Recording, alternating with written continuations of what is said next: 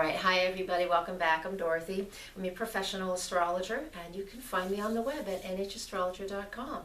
And I'm having a special, and I would like you to, this is what it is, go to my website and sign up for my newsletter that goes out twice a month. Has everything on it you would ever want to know about what I'm doing.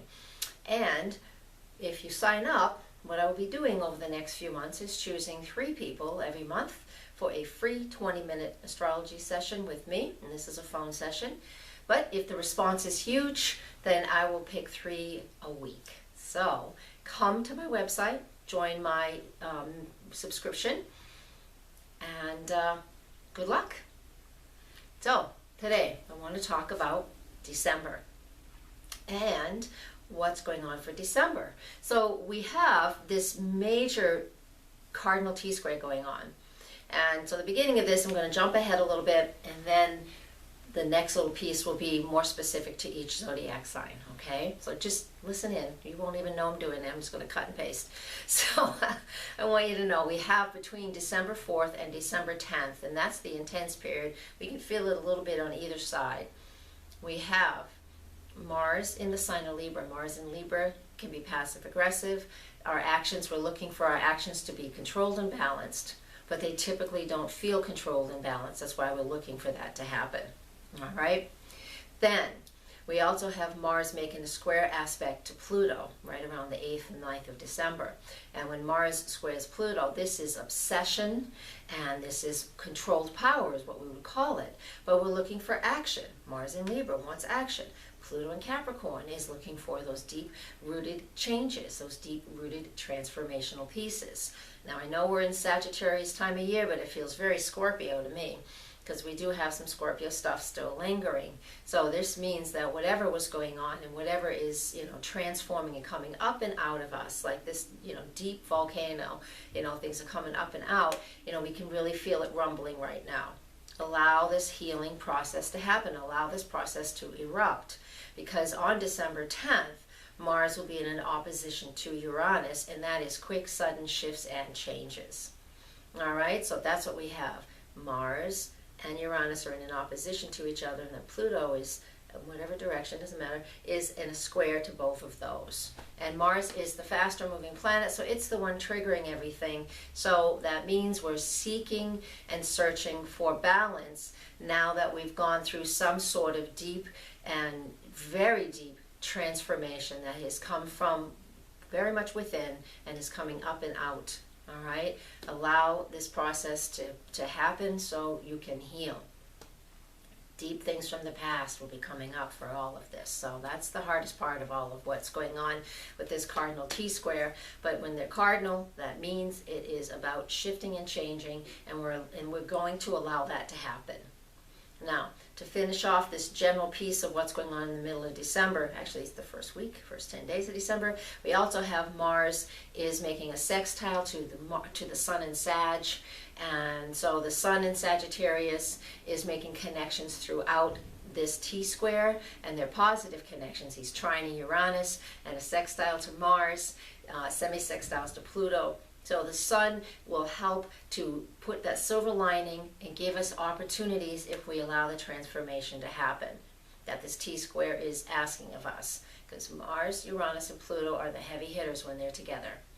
It's like the mob coming through and making a change.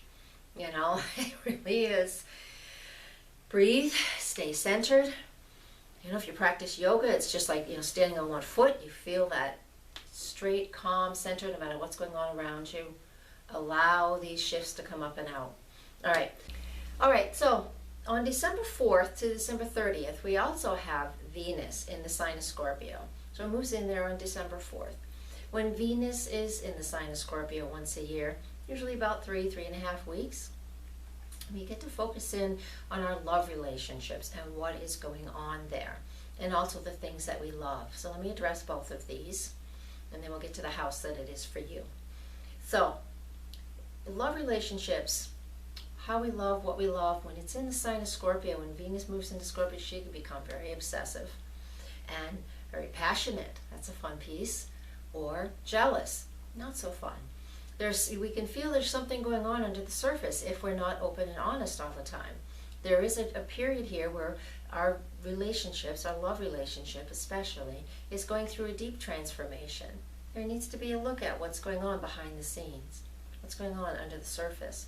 And if you're feeling uneasy, excuse me, if you're feeling uneasy, then it's in a relationship, then it's time to address this, because transformation must happen. It will happen one way or another. It'd be good if you were to initiate it. Because if you're feeling obsessed or jealous or uneasy in a relationship, those are all based in fear. And we don't want that. That's not a healthy way to be in a relationship with anybody, especially ourselves. So work on that and go through that process in that internal check to see where your love relationship is, and then have the conversation if you need to. We have Mercury coming into Capricorn soon, and I'll get to that in a second, and that will help. But, so you can say also, well, I'm not in a love relationship, so how am I going to use this Venus in Scorpio? Well, the way you're going to use the Venus in Scorpio is through the things that you love, the things that mean stuff to you, you know, the things that you're passionate about. Usually it's how we create beauty, or the beauty we have around us, whether we love to decorate, we love to paint. My Taurus piece, I love to collect rocks. I got a ton of them over here. Someday I'll show you. You know, and so what do you do with that? You know, that Venus in Scorpio helps us to take our skills, our talents, and transform them into something else. So that, to me, it sounds like a hobby. So we take a hobby, something that we really love. Hobbies are things that we love to do. And if we choose at this point in time, we can actually take that and transform that into a stream of income. Because that's what that energy is all about. So take these energies and focus at it. And so it is in what house? Sag. This is for you. You know that. This all this Venus and Scorpio stuff goes on in that solar 12th house. So these things that I mentioned tend to be more hidden, and it takes a little extra effort for it to come through. So however you work that piece, however you typically go into meditation, really mostly meditation and dream time, and just get into the deep piece of the things that you value more than others. All right, this is much more spiritual than it is material for you, because all of this Scorpio stuff, Sag, goes on in that 12th house, and so that's very deep. So take that journey and journey well, and bring a flashlight. All right, that really is an important place for all this Scorpio energy to be activated. But it will help you when Venus moves into the next zodiac sign, which will be Sagittarius. When she does move into that, you're going to have a much clearer picture of what you value and what you love. And this is a really fabulous thing. All right, I'm going to move on.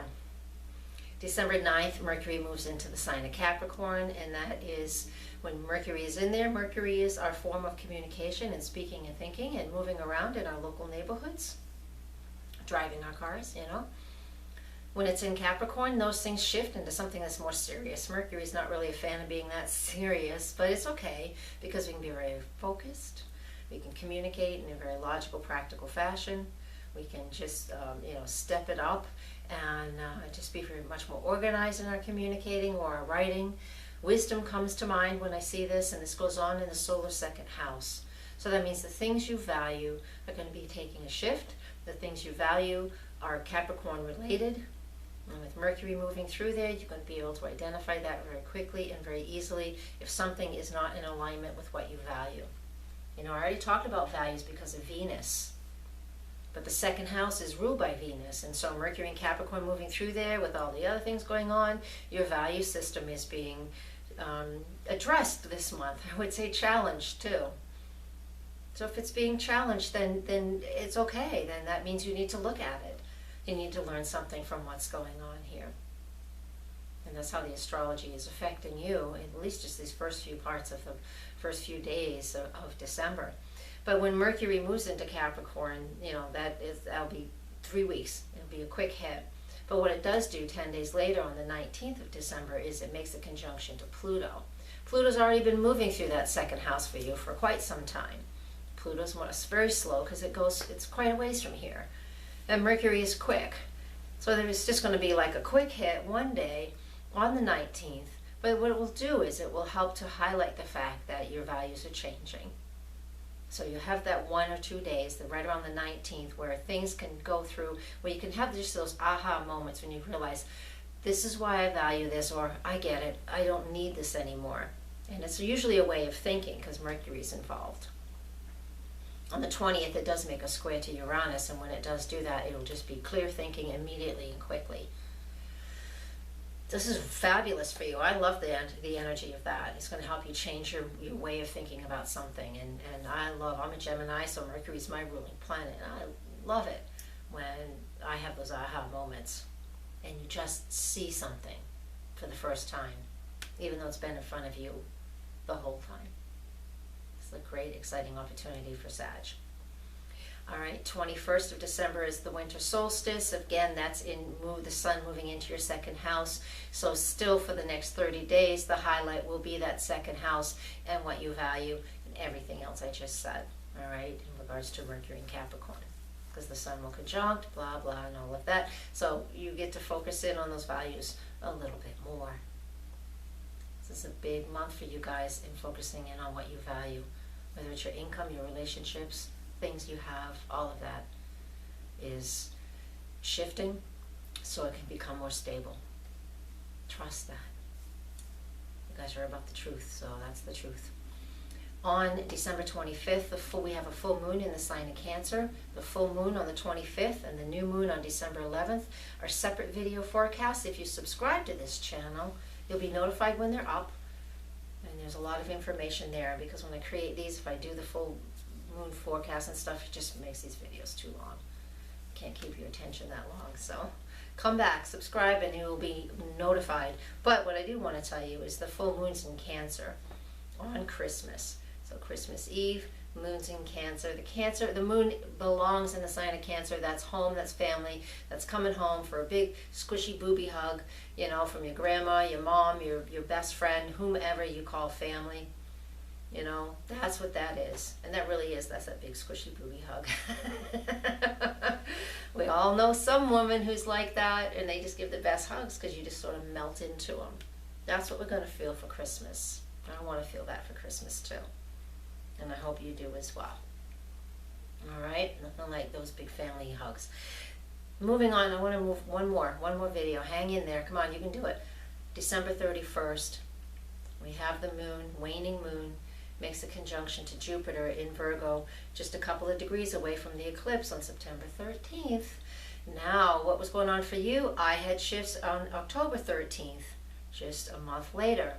So whatever happened for you, September 13th with that eclipse, a month later, or even a month into November, you know, whatever happened, what goes on with the moon conjunct Jupiter right now on the last day of the year is we get to see, and it's going to be easy to have a review, especially these last few months, of what fits and what doesn't fit in our lives anymore, especially our daily living. That's what Virgo's all about. So on the evening of New Year's Eve, let things go. Really let things go. All those little details that keep getting stuck in our head, just honor them. It's like, yes, I know you're there. I love you, goodbye. I love you, goodbye. And just keep moving through them. And every time they come up, I love you, goodbye. And this is what we're going to do with this moon conjunct Jupiter at the end of the year. We don't want to set New Year's resolutions because we're in a waning mood phase and nothing's going to stick. All right? But work on that releasing and just do it naturally. Don't force anything. If we force it, it's not working. It's just going to be a natural process. But if you feel it happening, honor it and give it some time and release. Okay? All right, I'm going to leave you with that. Thank you. I feel like that was a lecture. With love and gratitude. All my Sag friends out there. Namaste. And everybody else.